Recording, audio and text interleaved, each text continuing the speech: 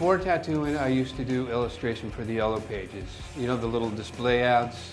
And it's funny, I used to slip little subliminal skulls and all kinds of things in there that the people never knew were in there.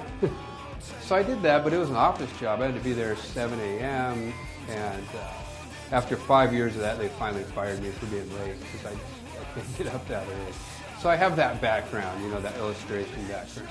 I moved to Seattle, happened to move right next door to where the tattoo shop opened up. And I was silk screening t-shirts at the time, and I went in, I'm like, man, I'll make some shirts for your shop.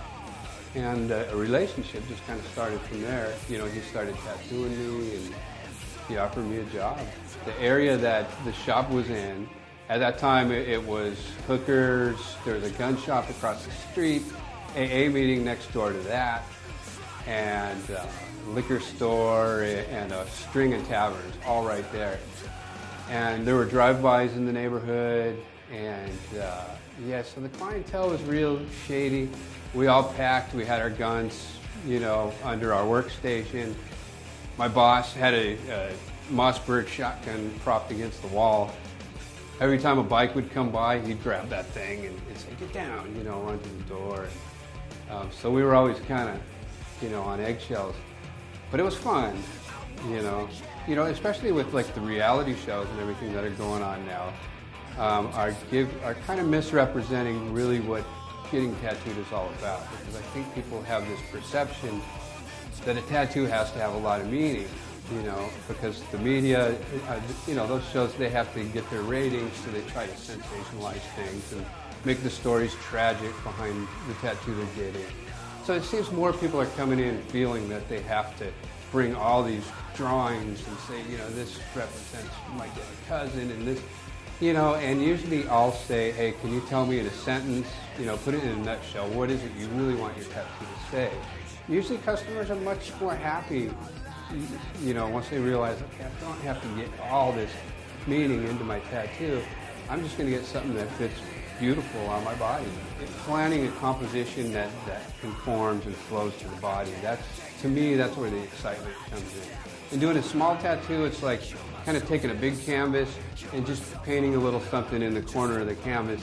I'd rather figure out how to use the entire canvas and, you know, considering someone's skin tone and everything about that individual, take all that into consideration and create a work of art. That's the one thing with popularity of tattooing. There's a big flood of people coming in wanting to get their starter tattoos.